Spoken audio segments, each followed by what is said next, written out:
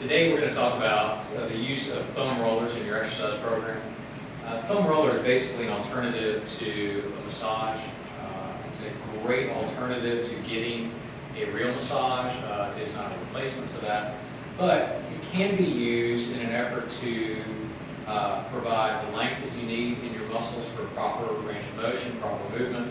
It helps with recovery from injuries, working out some of the scar tissue, and allows for quicker recovery from intense workouts. Basically, the theory behind it is that you are rolling along each of the muscle groups in an effort to increase the blood flow in an area that is tight or restricted. Oftentimes, those restrictions are associated with trigger points, which are basically muscles that are not releasing. And the foam roller can get in there and deprive that area of blood flow in an effort to get it to release and provide normal resting length.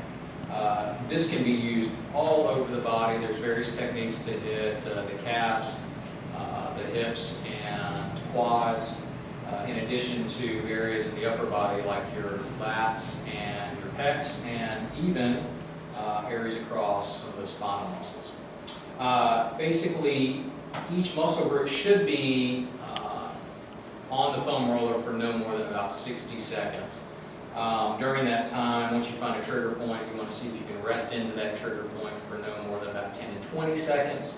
If it does not release, move on and see if you can find another trigger point. There are modifications for each of the positions that we're going to show you to make them either easier or more difficult. Meaning that the pressure that is put on the muscle group will either decrease or increase depending on your position. The first one that we're going to look at is the IT band. And the IT band basically runs the entire length of the upper leg along the side of the body. And Stephanie was kind enough to demonstrate this for us. So what we're going to have Stephanie do is we'll start her on her left side, and she will be basically perpendicular to the foam roller. She'll rest her body weight on her shoulders and her elbow, and most of the weight will be on the bottom leg on the foam roller. And right now she's using an advanced technique. She has the top leg on top of the bottom leg to increase the pressure. And the goal is for her to loosen up this IT band by using the foam roller as the massager.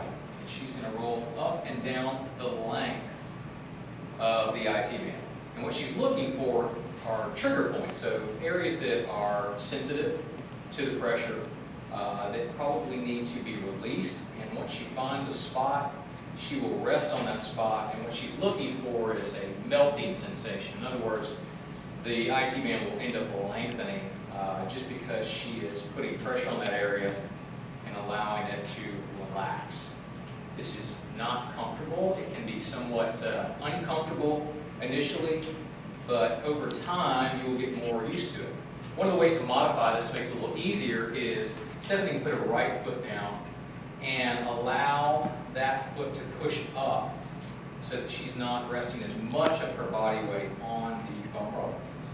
And you want to basically go between the hip joint and the knee joint, not putting too much pressure on the joints themselves.